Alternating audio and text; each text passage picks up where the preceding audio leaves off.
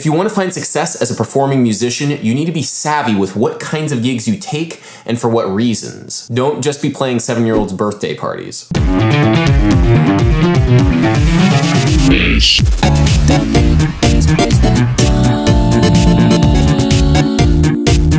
All performances result from a business deal being struck between you, the performing artist musician, and the venue. Regardless of the kind of venue, you need to provide some sort of value to them in order to be invited to play. For some venues, let's call them type A venues, your value is that of an acoustic kind. You need to provide the right sort of atmosphere for the patrons at that venue. This usually means repertoire. What kind of music are you playing? For certain type A venues, like bars, you need to provide music that people can dance to or sing along to which they can dance and to which they can sing. God, I hate this fucking...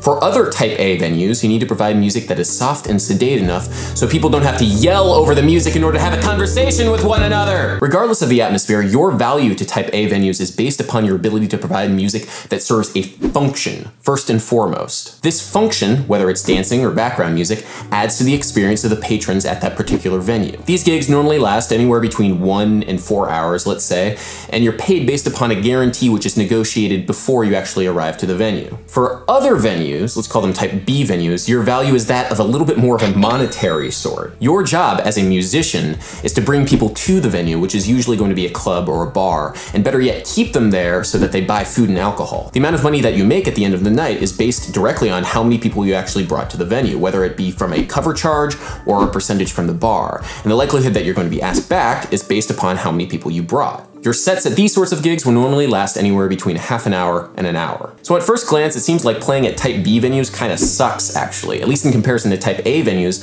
where you're paid a flat guarantee and you don't have to worry about bringing anybody, just the music. And yes, there are a lot of really crummy type B venues, but there's a lot of good ones as well. Very often these venues will have a house sound system and a house sound engineer, and in some places like New York City, they'll have a house backline of amplifiers and a drum set, so you really don't have to worry about schlepping any gear. And much more important than the convenience of playing at type B venues, you can play whatever the hell kind of music you want as long as you brought people there. By their very nature, type A venues restrict your musical choices to fill a very specific role. And if that role is to play Brown Eyed Girl for the 5 millionth time, you're going to have to play Brown Eyed Girl, not that indie prog fusion metal epic that you've really poured your heart and soul into. For this reason, playing at type A venues for certain people can be quite jading.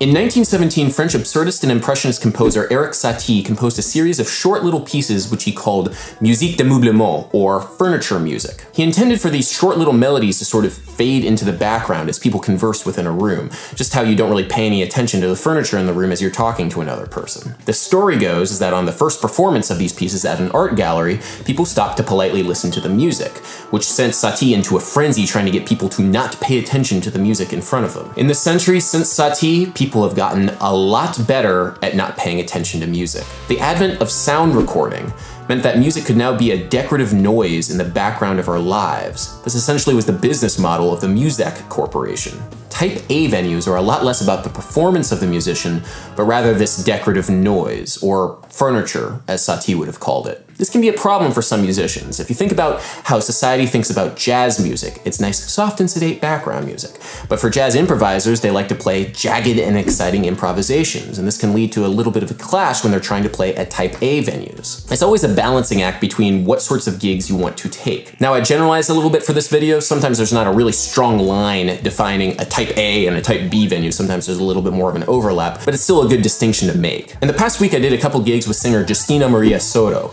We did a gig at a type A venue, which was Cello Wine Bar in the Upper East Side of Manhattan. We also did a gig at a type B venue, the Rockwood Music Hall in the Lower East Side of Manhattan. The gig at Cello Wine Bar we did as a jazz duo, and I've been playing jazz duo with Justina for a while, normally as a bass voice duo, which works amazing for YouTube videos, but not as much when you're actually in the venue and actually playing. Bass is kind of difficult to hear, it's kind of muddy, and even if you're playing chords, it doesn't have a lot of polyphony.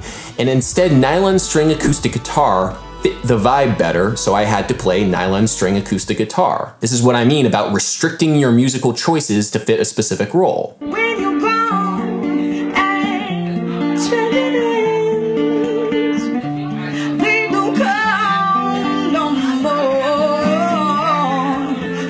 Relations give, 'cause the bread that's you can have your friends, but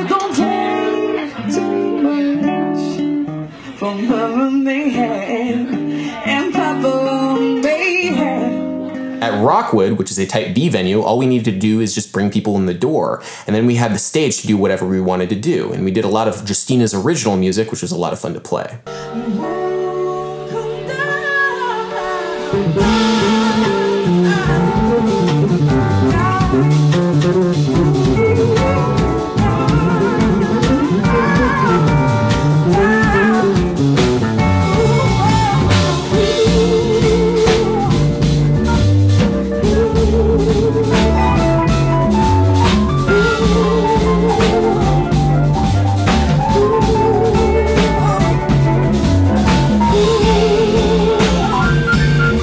These ideas about type A and type B venues fit a very specific niche for people who play rock, pop, and jazz music.